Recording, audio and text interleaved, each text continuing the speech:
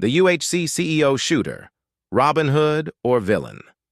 In a world where the rich grow wealthier while the poor are left behind, sometimes a single act of rebellion can echo louder than any protest. But what if that act was violent? What if it was a life taken? In the case of the shooter of the UHC CEO, many are wondering, was this man a modern-day Robin Hood? Or was he a villain whose actions crossed a line that can never be uncrossed? Robin Hood, a name synonymous with justice, fairness, and rebellion against corrupt authority. In medieval England, he stole from the rich and gave to the poor, taking action when the system failed the people.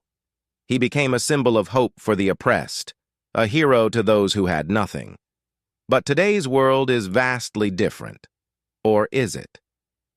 In our modern society, corporations reign supreme, wielding wealth and power that many argue contribute to a growing divide between the haves and the have-nots. And while protests and petitions may fill the streets, what happens when the system refuses to listen? What if, instead of just stealing gold, someone steals a life? UHC, a giant in the corporate world. Its CEO, the face of success, a man who built his empire on the backs of countless workers. Behind the polished corporate facade lies a dark truth.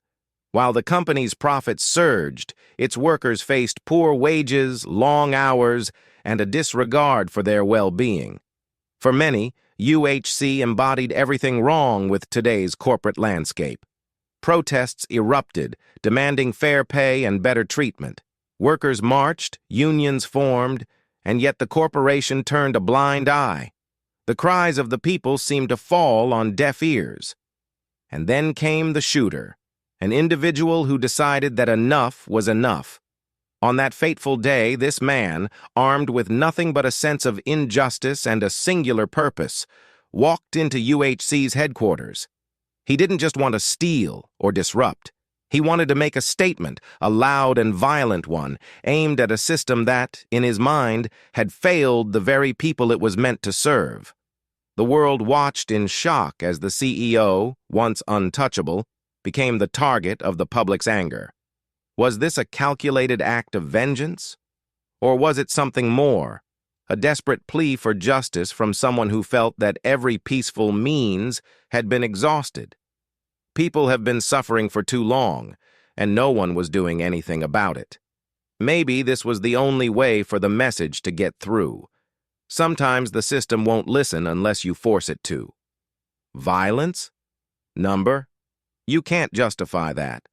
Robin Hood stole from the rich, yes, but he didn't kill anyone. He fought without crossing that line. This question mark, it's murder. Nothing noble about it. Comparing the shooter to Robin Hood raises important questions about justice. Robin Hood was a bandit, but he followed a code. He didn't kill. He didn't harm the innocent. He redistributed wealth, yes, but he preserved life. What this shooter did was different. It was a violent act, and no matter the motivation, we cannot ignore the human cost. However, the question of morality in these cases is never black and white. Some may see the act as a symbolic gesture against the system, a cry for help from a society that feels unheard. But even a justified cause does not erase the fact that one life was lost, and that has consequences. In the wake of the CEO's shooting, the world was left grappling with a fundamental question. Was this an act of defiance against a broken system, or was it a tragic mistake, a misguided soul who took things too far? The shooter's actions sparked a nationwide conversation, one that forced many to confront uncomfortable truths. Was corporate greed the real enemy? Was the shooter just a person so disillusioned that he saw no other way to fight back? In the weeks that followed, the question lingered in the minds of many. Is violence ever justified in the name of justice? And when does the fight for fairness cross over into something darker, something far more destructive? Robin Hood stole from the rich to give to the poor, but he didn't kill. The shooter of UHC's CEO, however, crossed a line that history will never forget.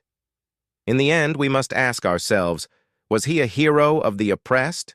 Or was he just another figure whose act of violence ended up perpetuating the very system he despised?